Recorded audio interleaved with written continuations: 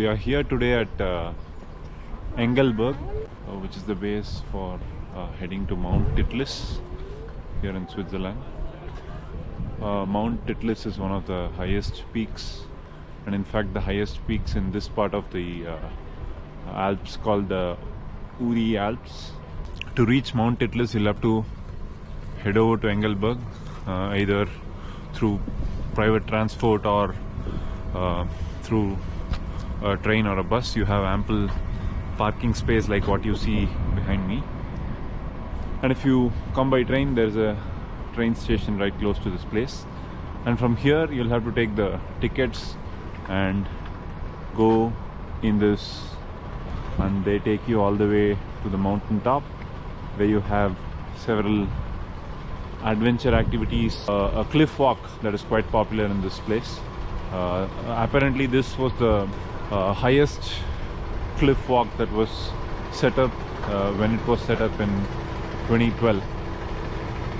Let's head. Excited to see what's in store there.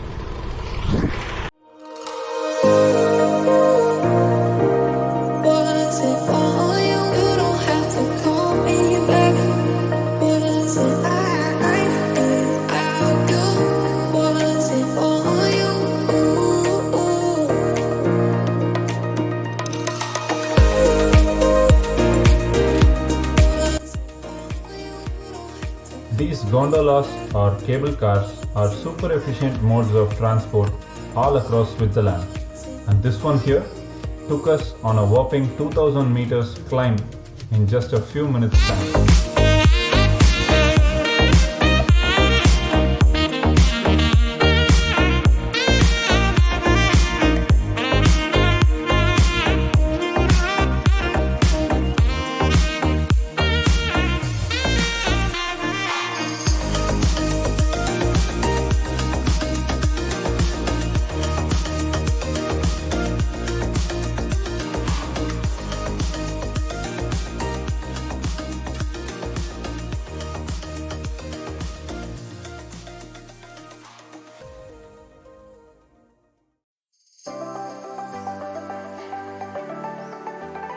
What you see here is the Mount Titlis Rotair Cable car, which is among the 3 revolving gondolas in the world today.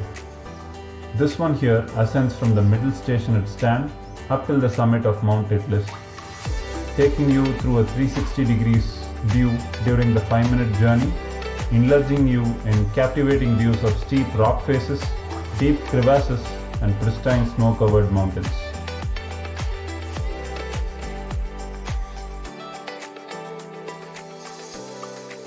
On the mountain top, we saw recreational skiers effortlessly skiing down the alpine slopes in groups, even as cable cars were ferrying folks back and forth in the background.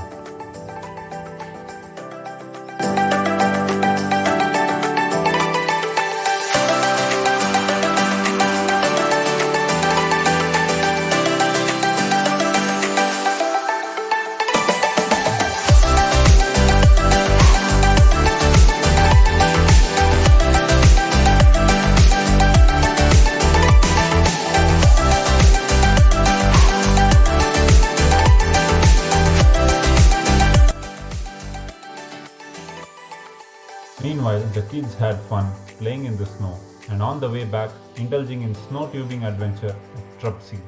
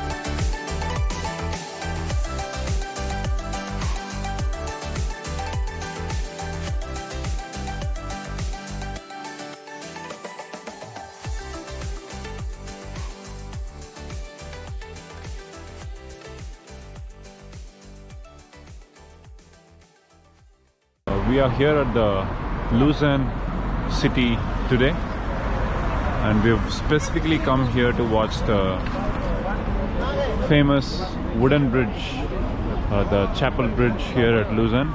It stands very close to the Lucerne railway station, and this bridge is the oldest wooden bridge in the history of Europe. It was built in 1332 and has stood the test of time, but had to meet with an unfortunate fire accident in the 90s when a smoker threw his lit cigarette into the water of the section that you're seeing just behind me. There was a boat moored under the water, and a cigarette burnt the boat up, which in turn led to an explosion, and portions of the bridge went under fire. And they were fortunately able to recover the bridge pretty soon, and it still remains as it is today.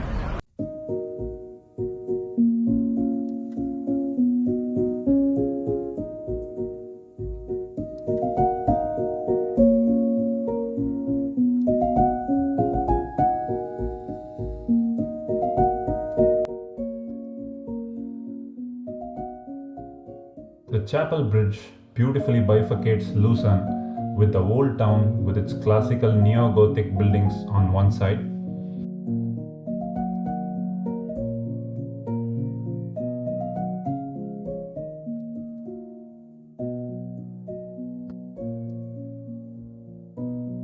and the new town with its more modern architecture on the other.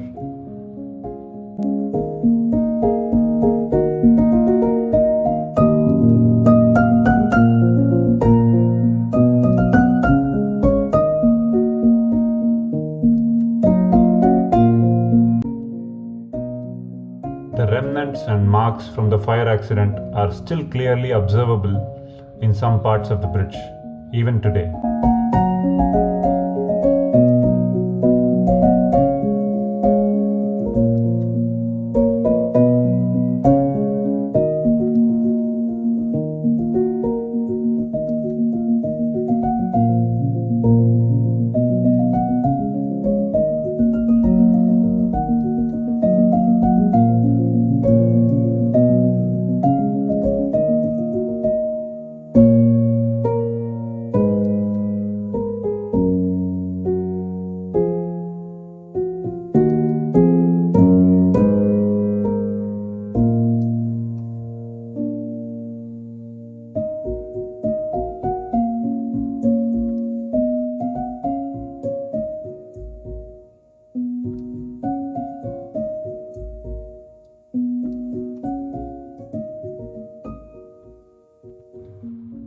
We signed off from Lucerne after a splendid evening and returned to our stay at Emmetten with such wonderful views treating our senses all along the ride.